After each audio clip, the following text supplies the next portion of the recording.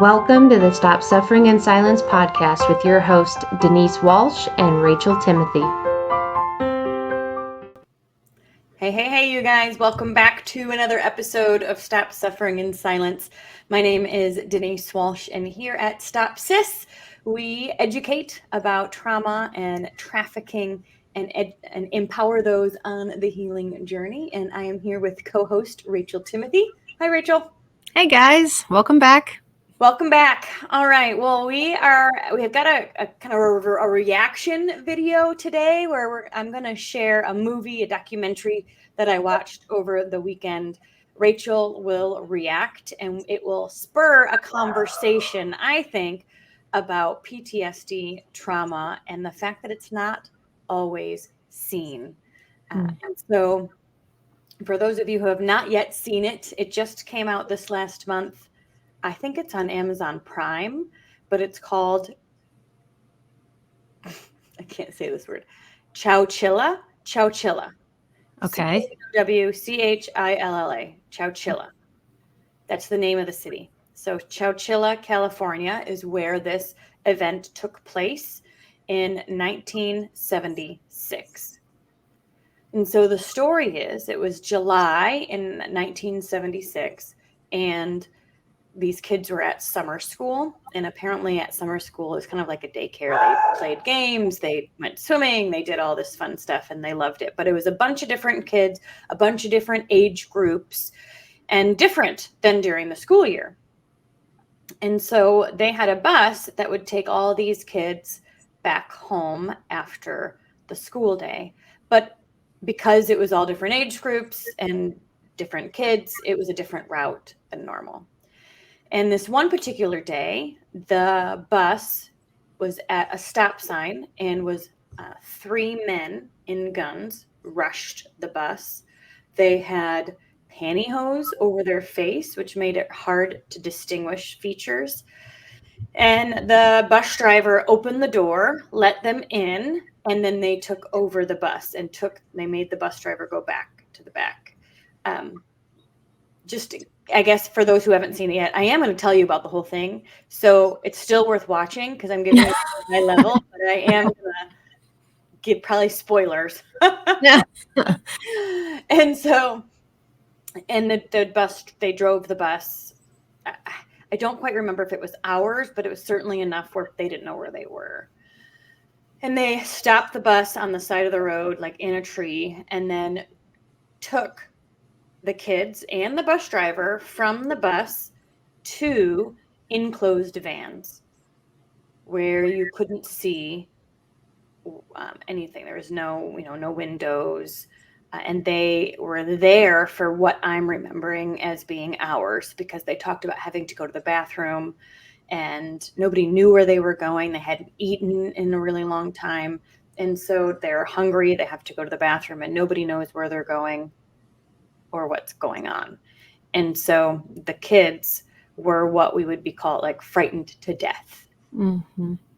One guy because that he wet his pants so his sister would feel comfortable wetting her pants because they didn't know how long it would be and they just had no clue. So they are frozen in fear, huddling together in the back of these vans. I think there were 2 vans, so they ended up, they got split up. There's like 25, 26 kids aged 5 through 14.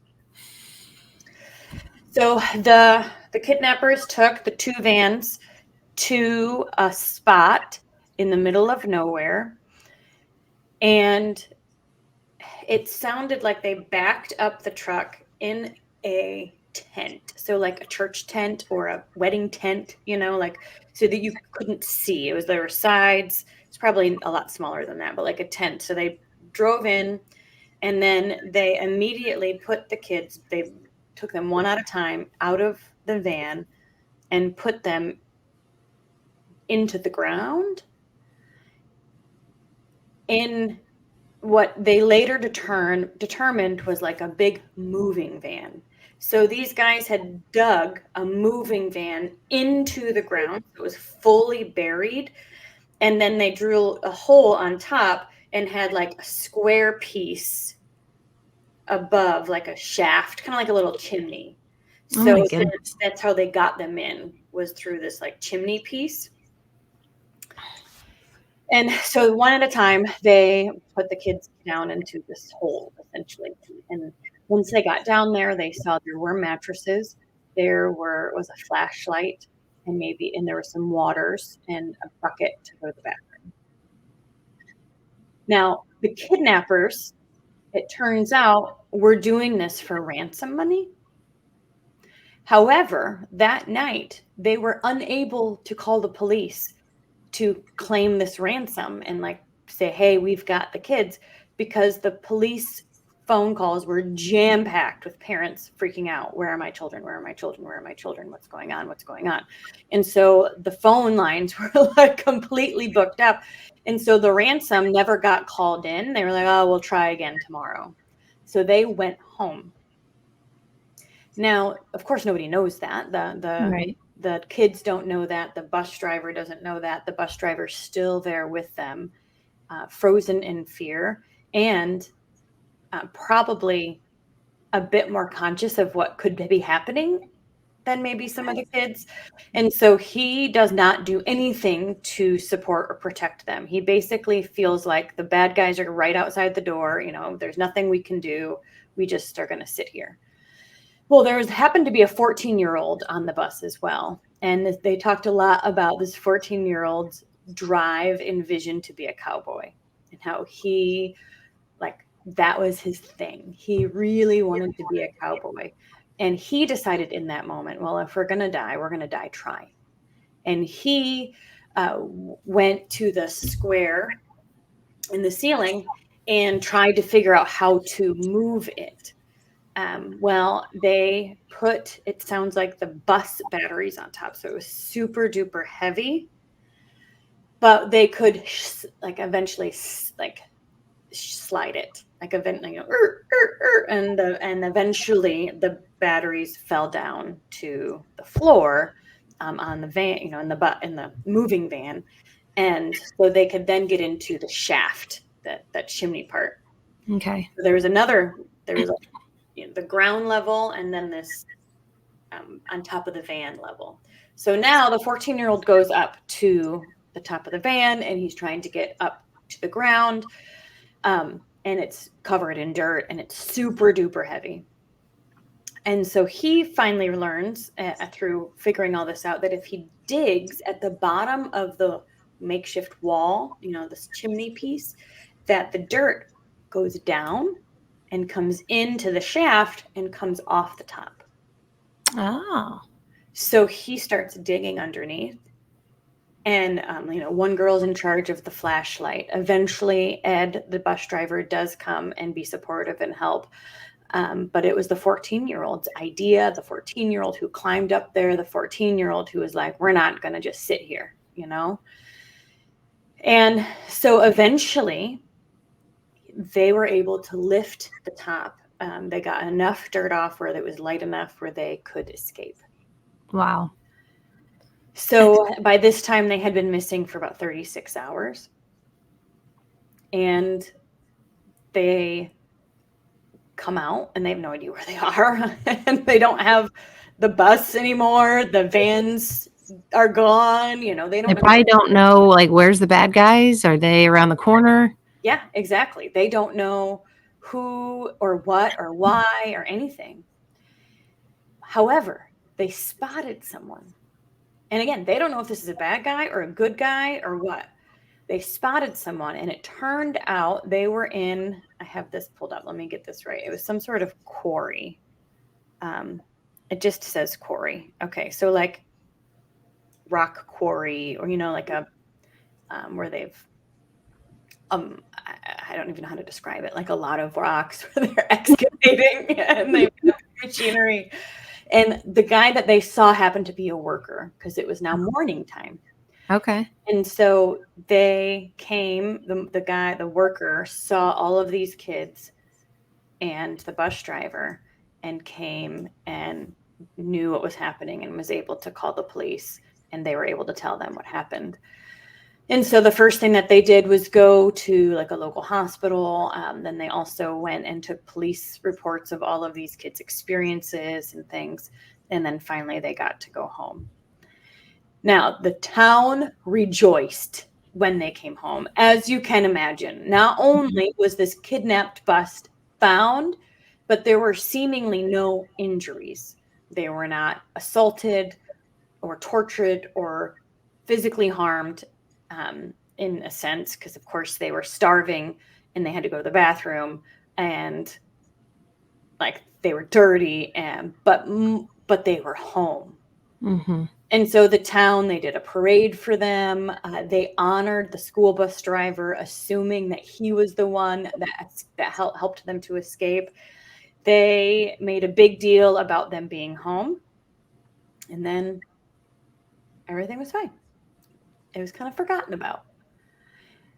And the story goes that because there were no physical symptoms, no physical bruises, essentially, you know what I mean? Like nothing physical happened, that the community basically said, well, they should just be glad they're home and everything will be fine by now. You know, they didn't need external support. Now, this is the 70s. And so it's, you know, in the documentary, they were talking about the fact that they didn't know a ton about trauma and PTSD in the 70s. And so the parents didn't get support and the kids didn't get support. Well, as you can imagine, the PTSD that these kids experienced over their lifetime absolutely impacted their lives. So the documentary is fascinating to me because it's about the experience, but it's also about the next 50 years and how they healed or didn't heal, the resources that were given to them, or the fact that they had to figure it out themselves, and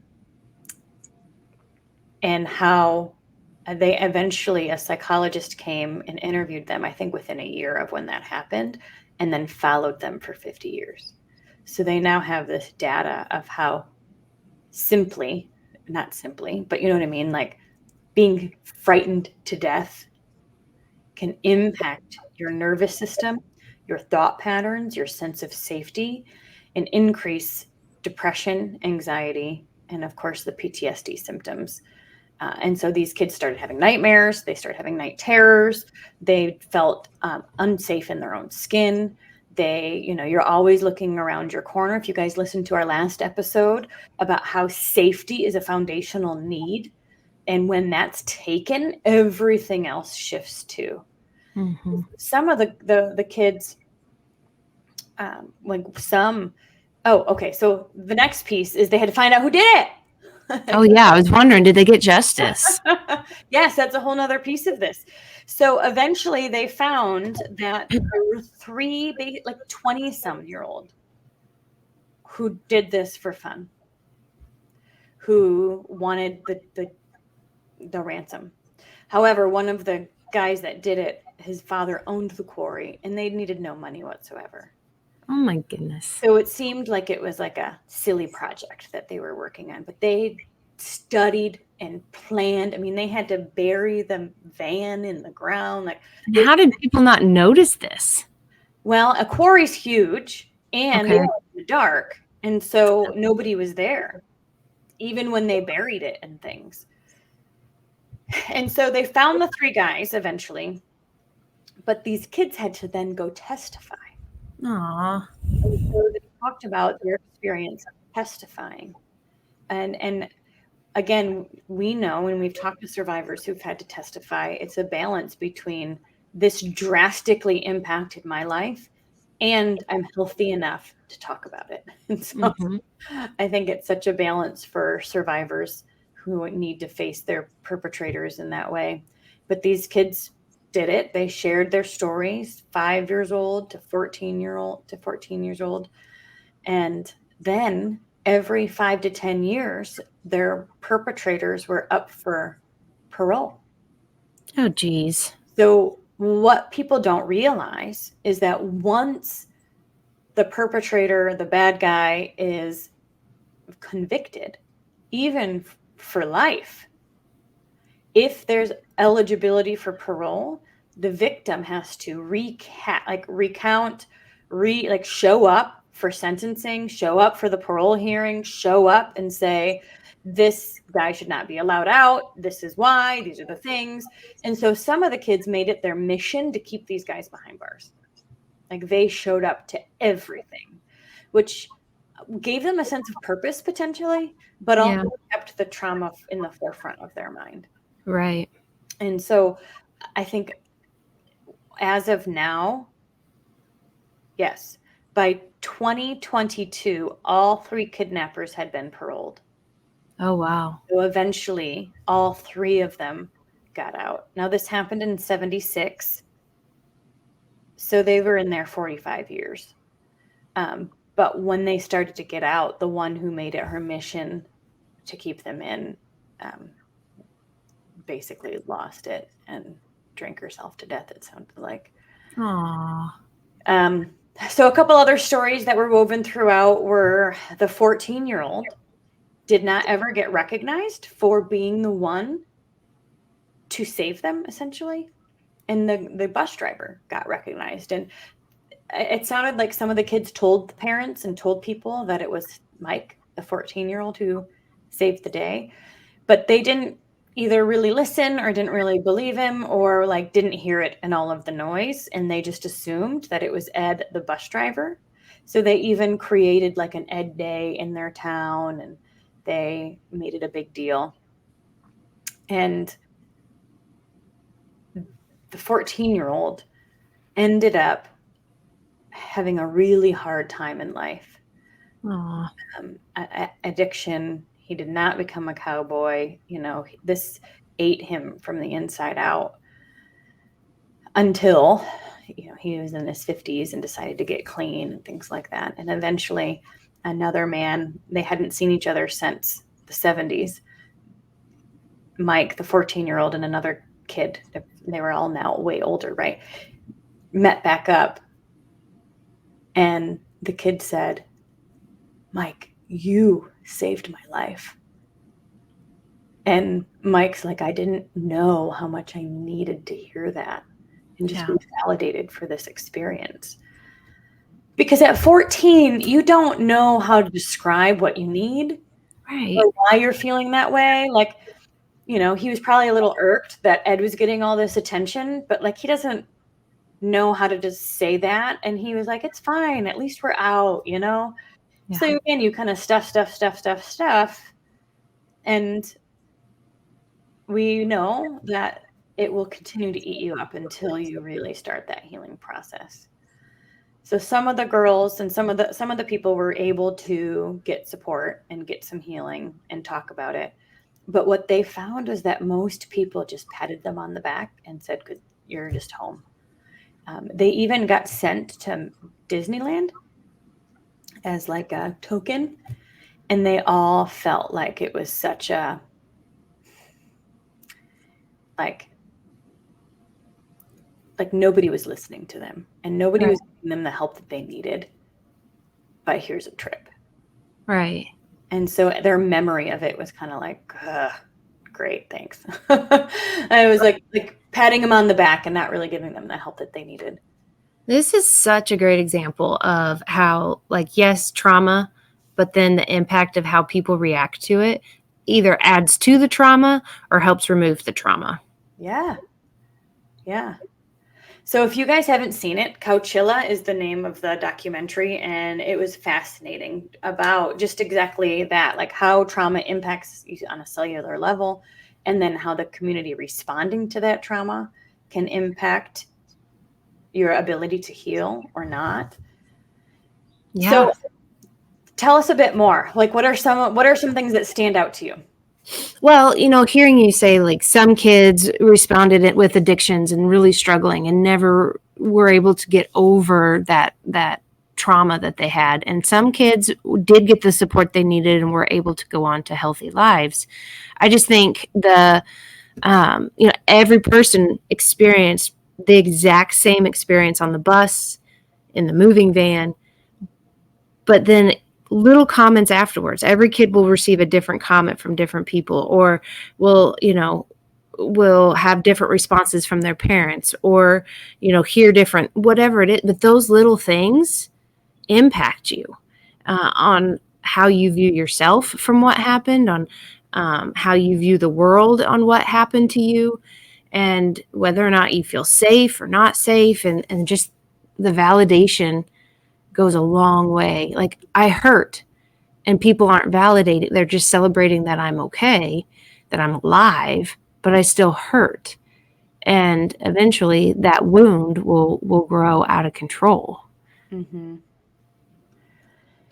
And it reminds me of, so we talk a lot about in our programs how if you're not healing, you're most likely utilizing negative coping skills because you're trying to compensate in some way. So whether it's addiction or depression or anxiety or self-harm or working yourself to death or things like that, like not being in the moment, as we often say, I'm fine, but like your house is on fire. So it felt like a lot of that was happening. But then once they were able to either get into counseling and have somebody say, number one, listen, step one, listen to the experience. And then number two, allow them to feel however they feel right about it. And not just say, oh, well, at least you're alive. At least you got out. I'm interested in the story and validate however they felt. Like, yeah, that is super scary. Tell me more about that. Exactly. Give them a space to feel like what happened to them was still not okay, and that it could still impact them. Even though it ended up wonderful, I mean, in a sense, validate that it still was not okay. Yeah. Yeah. And then the triggers, one said she lives in Kansas now and they have like a tornado shelter. Oh, bless her heart. Yeah. But she was able to communicate to her family, and they know that being in an enclosed space is going to be tricky for her. And so they've set up parameters and she has support and things like that. But the long-term effects of your nervous system and being on edge like that makes a big difference as well. I think somebody's feelings, they may not be something you understand. Like maybe this community just didn't understand their feelings, didn't listen to their feelings, but it doesn't mean that their feelings weren't real. Right. And they weren't going to last a lifetime. And it sucks that you need people around you to validate in order to feel not crazy, not like this is your fault, but you really do. Community is huge in healing. You were talking a bit about how, oftentimes if you're not healing, you're using negative coping skills. I'll say for myself, there was a long time where I was doing healing work in the midst of using negative coping skills. And I think I did that for years until finally the negative coping skills became less and the healing became more. But it's almost like you're taking little tiny steps forward in this healing to see if it's safe, to see if this really is worth it. That's just kind of how my journey was. Yeah, that's a great point. If you're not going to be like, oh, I'm better now, instead of, self-harm, but the more you do the positive coping skills and the more you're in that healing journey, the goal is that instead of it being super lopsided, that eventually. Yeah. Yeah. And I mean, for anybody who's experienced trauma, anytime you hear somebody say, we just need to forget it happened, just don't let it bother you. Choose to think on happy thoughts. I don't know anybody that wouldn't want to choose happy thoughts over the flashbacks that are popping in your head. So we need to get that out of our system. Like, it's not just a choice in that moment. And in fact, healing is extremely painful. Again, validating that for people so they don't feel alone in the process. Right. And part of me wonders too, how much these kids stayed connected. Like, did they talk to each other? Were they, if they saw somebody hurting, I wonder if they spoke the same things that they heard from their parents. You just need to get over it. It's working for me. But everybody's experience, even though it was the same, impacts them differently. Mm-hmm. based on a lot of things. How old? I mean, 5 is very different than 14. Exactly. And how people are responding to you when you get home, how they handled the flashbacks or the nightmares. What wounds you already had prior to going into this place. This hurts my heart to even say this, but one man said that his parents were told by a doctor that when he was having a nightmare to not go in and support him, because it would be positively reinforcing that he would continue to have nightmares. I know. That's insane. Maddening to think about this child. As if the nightmare is his choice. Like, I mean. Right. It's heartbreaking. Wow. He's in the documentary, so you hear a bit about his story, but it's heartbreaking. And I hope, I hope that people are more trauma informed now than they were in the 70s. I would hope, but I can imagine back then there was no conscious awareness of PTSD and how it impacts the body and the mind. Right. Well, then if you think about it, it's that generation that was then raising our generation. So they don't have an understanding because how it was dealt with them then impacts how they deal with us. I feel like, and this could not be true, we might need to do more research on it, but it seems like Vietnam vets, when they came back, that's really when the study of PTSD really became more well-known or even done, because they had these vets that came back, veterans that came from war and couldn't function. I still will never forget this moment when I was doing and I've probably mentioned this before, but I was doing like a med call. It was during 2020. So I was on the phone with a doctor because I needed medicine or whatever. And you can't go into the doctor back then. Anyway, they asked what medicine I was on, and I told them, and I said it was for PTSD. And the doctor said, "Thank you for your service." And I said, "You're welcome." I mean, no, it's the PTSD can come in so many different ways, but the assumption that it was from going to war. I went to war, just a different war. Yeah, that's exactly right.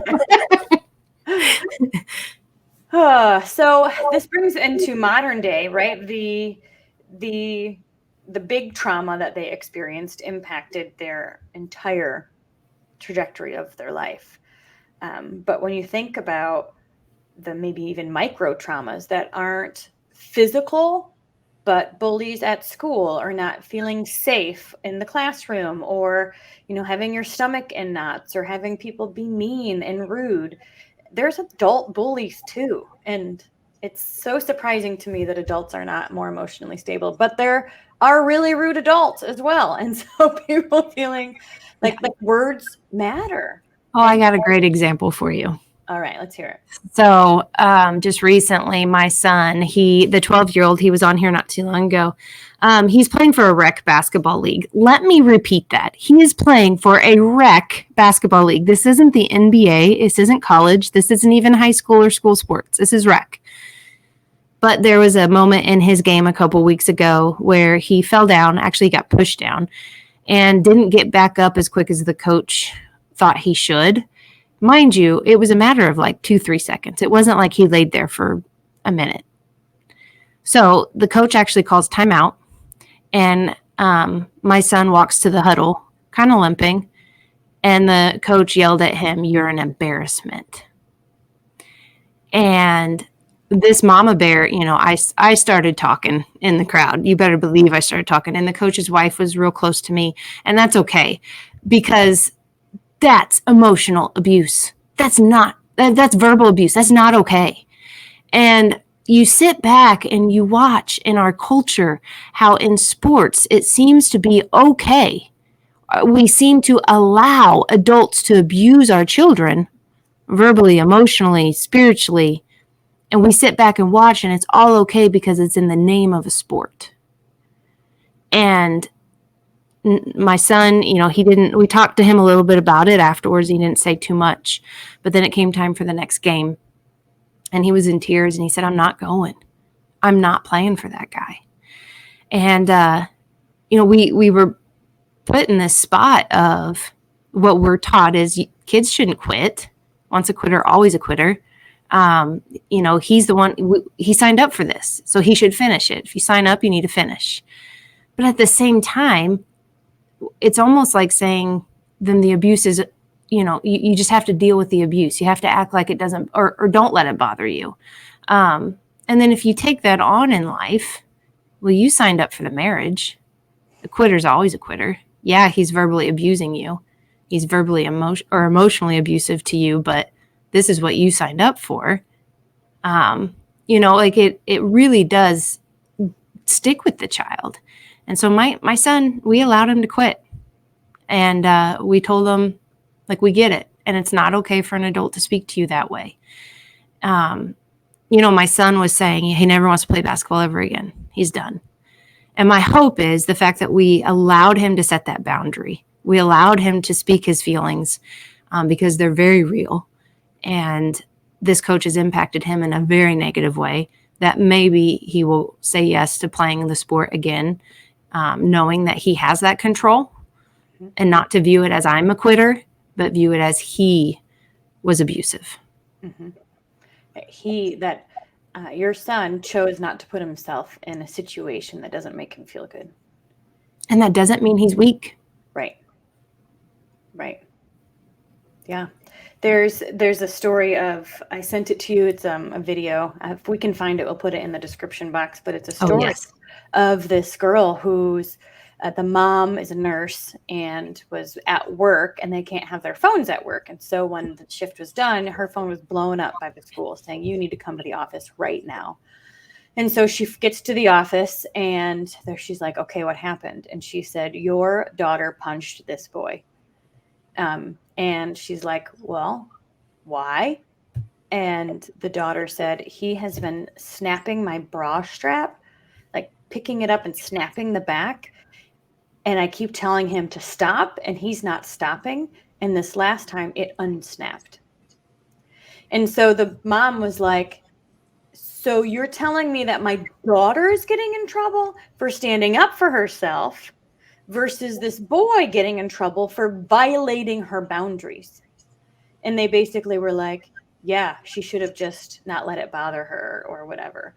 And so the mom stood up to the school and said, shame on all of you. Shame on you, principal. Shame on you, counselor. Well, yeah, she told the teacher before she punched the kid. She told the teacher what was going on. And she said, they said, don't let it bother you. And none of them did anything. And so her example was, what if I came up to you and snapped your belt buckle?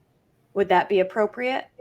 And what if you told me several, you know what I mean? And just going on and on. And so the whole point of this video was, it's okay to stand up for yourself and to not allow people to cross your boundaries and to be rude in that way. And so hers was, in physical boundaries, but Levi's emotional. Like, you don't get to talk to me that way. Right. And I'm taking a stand. Yeah. And again, it wasn't like there were lots of little things said to him throughout the course of the season that he did handle. He didn't like it. He doesn't respect the coach because of it, but he handled it. But this was too far. This impacted him greatly. And I did go up and I have talked to the coach and I told the coach, I just want you to know my son has trauma. And that shouldn't even matter. Those words should not be said, that you're an embarrassment to any child. But I did explain to him that he has trauma. So when you said the words that he was an embarrassment, that impacted him greatly. And I hope and pray that the coach will take that to heart and understand, just like you said, words matter. They matter. They do. Any other examples of we say micro traumas, meaning just like these little things that pop up that still impact us. And I think about that in the terms of these kids who had this massive trauma.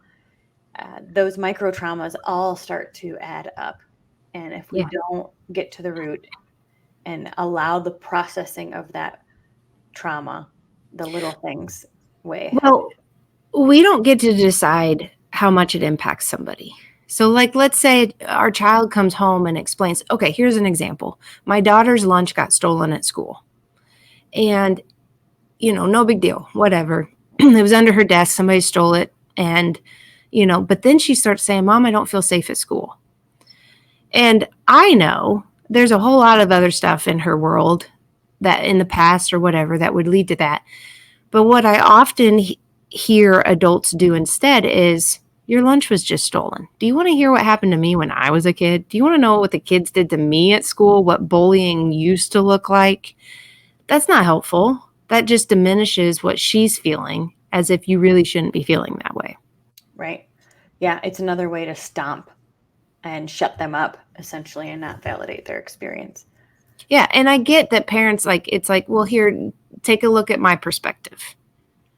But we need to understand that that's not helpful to a child. Step 1, listen and ask questions. Oh, amen. Yep. And then you can together figure out what to do about it. Well, but I don't want my kid to be a wimp.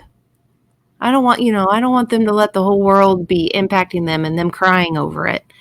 That we're not making our kids into a wimp by validating their feelings. Right. You're helping them understand what they're feeling and then do something healthy with it rather than stuff below, which we know doesn't work. No. And by helping them, by validating it and supporting them, you're going to create a healthy adult in your child. Absolutely. Well, if you have not seen Chowchilla is the name of the documentary, be sure to go watch it and then share your review or your thoughts with us in the comments. I love this community because when I hear stuff like this or I listen to stories, I want a place to talk about it because it's fascinating information. I think we can all learn and grow from experiencing this content. And so this is a community where we want to talk about human behavior, psychology, healing, and how we can all continue to grow ourselves and impact our communities in a positive way. So we want to hear your thoughts too.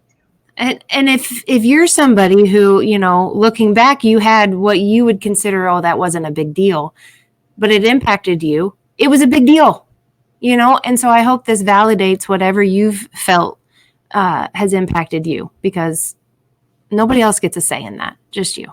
Absolutely.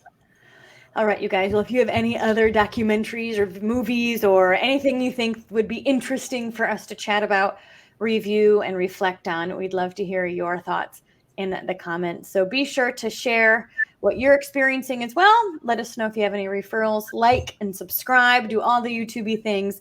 We want to our message to be spread far and wide, and we know that the YouTube algorithm matters. So for all who participate in that. Thanks, Rachel, for your thoughts and impact or insight today. And we'll see you guys next week. Bye-bye. Thank you so much for listening to this powerful episode of Stop Suffering in Silence. If you are interested in booking Rachel to speak at your school, your church, or on your podcast, then please email openblindeyes@protonmail.com. If you are interested in sponsoring a survivor on their healing journey and would like to donate to Stop SIS, then please check out the link in the description box or show notes below, or you can email stopsis@protonmail.com.